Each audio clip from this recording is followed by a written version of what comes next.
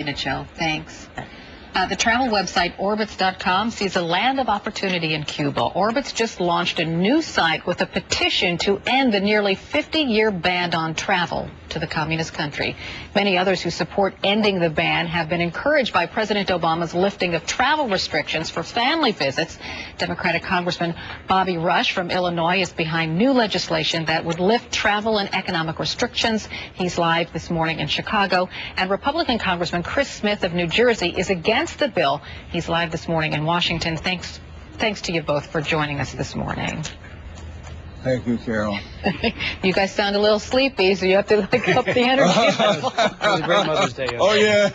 Yeah, you're exhausted from Mother's Day, I know. Okay, Congressman Rush, let's start with you. Too much Mother's Day. Yeah, exactly. Too much celebrating with Mom. Congressman Rush, let's start with you. You want to introduce this bill, and you want to lift all travel restrictions. You want to lift the embargo. Are you expecting anything in return from Cuba? Well, of course, Cuba is going to, they're going to have to allow the Cuban people to travel freely. They're going to have to answer some of the other critical issues that they are facing, that the world is asking them, critical questions. But, you know, I don't think that Cuba is in any way any different from any other country. I mean, that we're trading with. Saudi Arabia has some abhorrent human rights violations. China has abhorrent human rights violations. Nobody supports the human rights activities in North Korea and other places throughout the world. So why single Cuba out? I think it's good for the American people.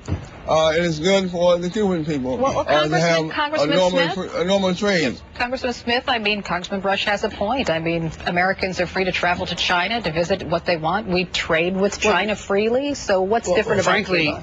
I think China is a very poor example to pick up.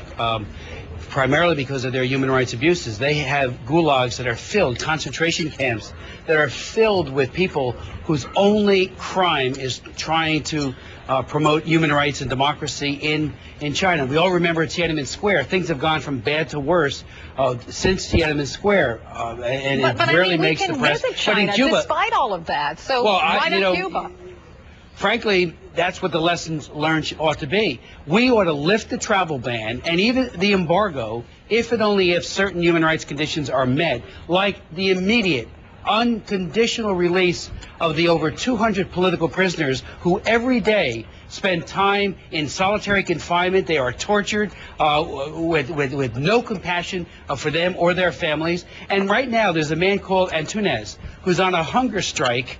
This individual has spent 17 years plus in the gulags of Castro's Cuba. You could say that about these other countries as well. Well, you could say it about North Korea as well. None of us would travel there either. Well, that's true. Congressman Rush, let Congressman Rush intervene, please.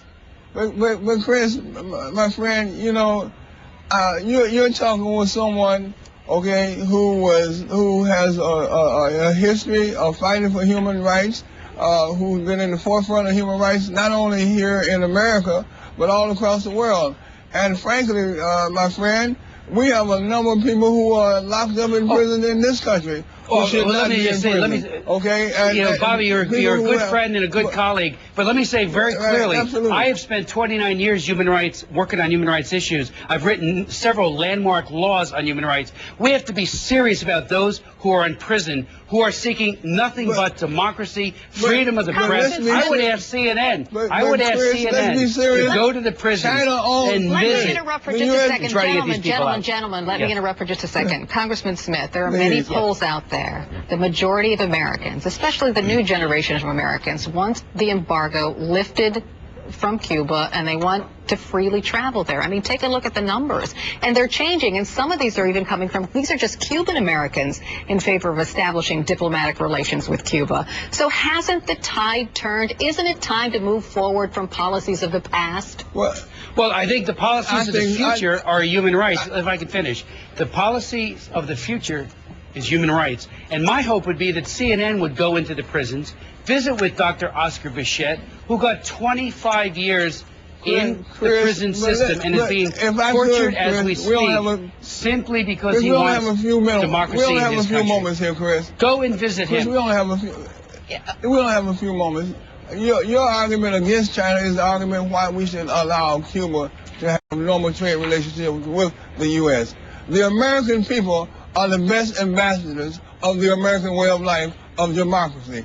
Allow The them American to go people into won't be Cuba. allowed to meet with the- Okay, we're going to have to end 90 it there. miles The off American Because I people can won't see be allowed to there's meet with the going human to be rights no activists. common, gentlemen, we're going to have to end They'll it be here. separated I from can them. see there's not going to be any common ground between them.